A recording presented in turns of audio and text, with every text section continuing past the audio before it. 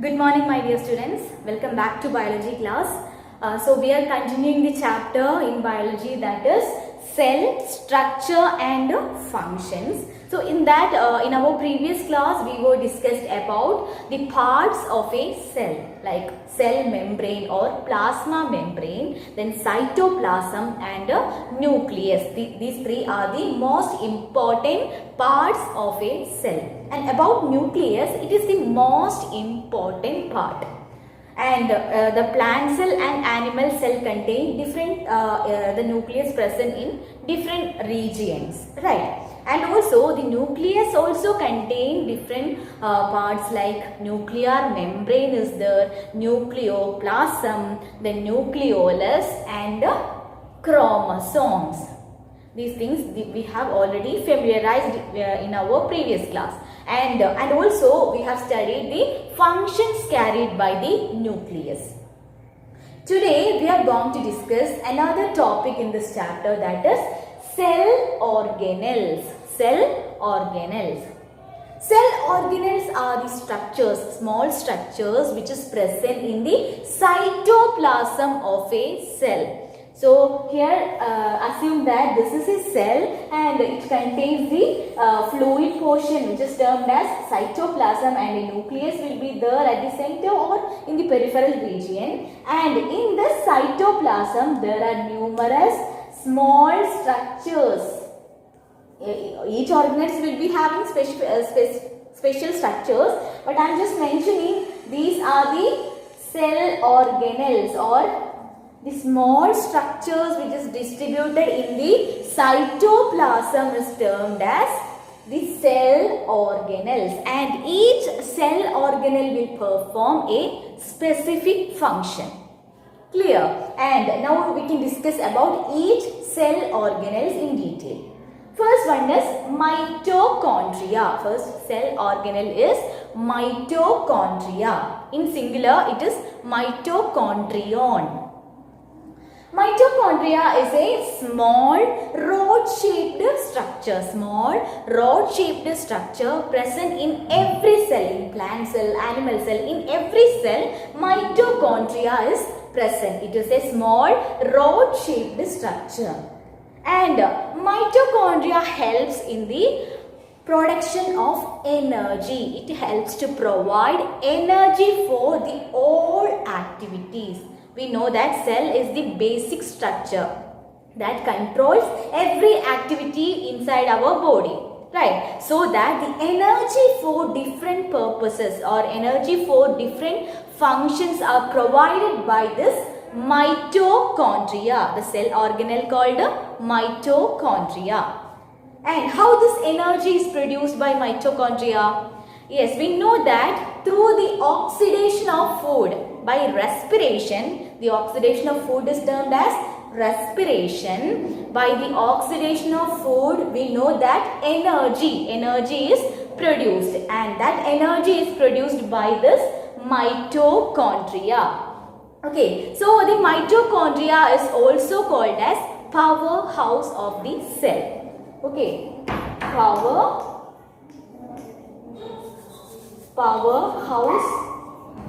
of the cell. Which organelle is termed as powerhouse of the cell? Yes, mitochondria is termed as the powerhouse of the cell. Why it is called so? Because it provides energy for all the functions, energy for all the activities in our body. That's why it is termed as powerhouse of the cell. Clear? And the next cell organelle is vacuole. Vacuoles are present in plants only. Usually it is present in only plants. But if it is present in animals, it is very small and a very few number is present. But in the case of plants, a single large vacuole is present. So that's why the nucleus is pushed into the peripheral region in the plants, right? But in animals, it is present, located at the center. Nucleus is located at the center. So that time we have discussed about that. Did you remember? Yeah, okay. So vacuoles are the sac-like structure present only in plants, and if it is present in animal, it will be in very small and very few in number. But coming to the plants, a single large vacuole is present. And inside the vacuole, the soluble food material, it stores the soluble food material, waste material and the secretions of cells that dissolves in water, forming a cell sac. So a cell sac will be there inside the vacuole, which contains either soluble food material, then waste material or the secretions of cell. Okay, so these are the things about vacuoles. And coming to the next cell organelle called the endoplasmic reticulum. Endoplasmic reticulum is the network of tubules and channels. It is a network of tubules and channels, and which is involved in the synthesis,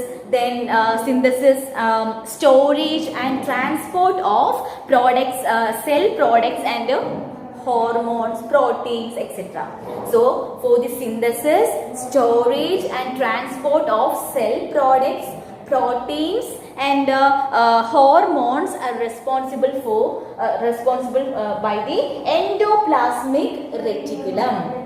Okay, endoplasmic reticulum. And there are two types of endoplasmic reticulum are there: rough endoplasmic reticulum and smooth endoplasmic reticulum. We can represent endoplasmic reticulum as ER.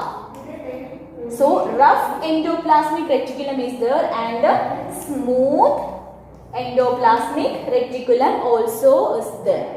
And what is the difference between this rough and smooth endoplasmic reticulum? Coming to that, in rough endoplasmic reticulum, ribosomes are present. Ribosomes means it is another cell organelle. And which is attached to the rough endoplasmic reticulum, and that ribosomes are absent in smooth endoplasmic reticulum. So it is a network of tubules and channels, and there are two types of endoplasmic reticulum: rough endoplasmic reticulum and smooth endoplasmic reticulum. And it helps in the secretion, storage and transport of cell products, then hormones, proteins, etc. Clear? And the difference between rough and smooth endoplasmic reticulum is based on the presence and absence of this ribosomes. Ribosomes are present in rough endoplasmic reticulum and it is absent in smooth endoplasmic reticulum. Clear? And coming to the next cell organelle called ribosomes. Ribosomes are the small granules or small granular structures which is distributed in the cytoplasm, and the most important function of ribosome is protein synthesis. It is very important. Okay, proteins are the body building materials. So protein synthesis is the function of which cell organelle? Yes, ribosomes perform the function of protein synthesis, and it is small granular structures found in the cytoplasm that is involved in protein synthesis. That's all about ribosomes. And coming to Golgi bodies, it is otherwise called as Golgi apparatus. Golgi apparatus. Golgi bodies are made up of tubules and vesicles. Golgi bodies are made up of tubules and vesicles, and that is responsible for the production of the chemical substances like enzymes, hormones, proteins, etc. Okay, Golgi bodies are the structures that contains tubules and vesicles and that are involved in the production of chemical substances like hormones, enzyme for the reactions, hormones, enzyme, proteins, etc.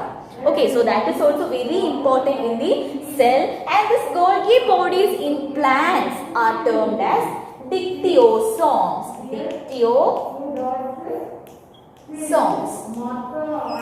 The Golgi apparatus in plant cells are termed as dictyosomes. So that's all about Golgi bodies. And coming to the next cell organelle, that is lysosome. Lysosome. So lysosome will kill, or it will prevent the entry of, it will kill the foreign particles which enters into the cell. Lysosomes will kill the foreign particle that is entering into the cell. And one of the most important thing about lysosome is it is also known as suicidal bag. So which cell organelle is termed as suicidal bag? Yes, lysosome is termed as suicidal bag. Why? Because it digests its own cell if the cell is get damaged. If the cell is get damaged, it digests its own cell. That is why it is termed as suicidal bag. Okay, and the next cell organelle is plastid. Plastid. The most important thing about plastid is it is present only in plant cell. Plastids are seen in only plant cell. And the function of plastid is it contains certain pigments. Certain pigments are there inside the plastid, and that pigments perform a specific function in plants. Okay, since it is present, plastids are seen only in plants, so that it contains certain pigments, and that pigments have a particular function too. So the pigments are chromoplast, chloroplast and leucoplast. Chloroplast, chromoplast and leucoplast. These are the three pigments present in plastids. First one is chloroplast. So we know that chloroplast contain which pigment? Yes, the pigment called chlorophyll that is responsible for photosynthesis in plants.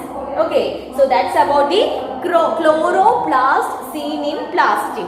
And the next pigment is chromoplast. It is the non-green pigment. Non-green pigment that gives color to the fruits, flowers of the plant. The non-green colored pigment that gives color to the plant parts like flowers, fruits, etc. That is chromoplast. And coming to leucoplast, it performs the storage function.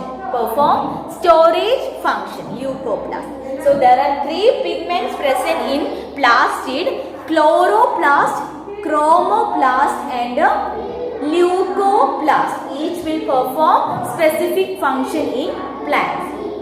And coming to centrosome, it is the next last cell organelle, centrosome. This centrosome is seen near the nucleus. It is present near the nucleus and it is involved in cell division. Centrosome is present near to the nucleus and it is involved in cell division, and it is seen only in animal cells. Centrosome is seen only in animal cell, helping in the cell division. Okay, so these are the important cell organelles which are seen in both plants and animals, and some of them are seen only in plants and only in animals. And which cell organelle is termed as powerhouse of the cell? Yes, mitochondria is the powerhouse of the cell. And which cell organelle is termed as suicidal bag? Lysosome is termed as suicidal bag.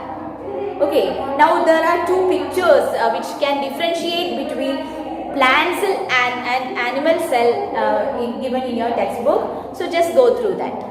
Okay, so these are the things that we can discuss in today's class, and the remaining portion we can discuss in our next class. Thank you.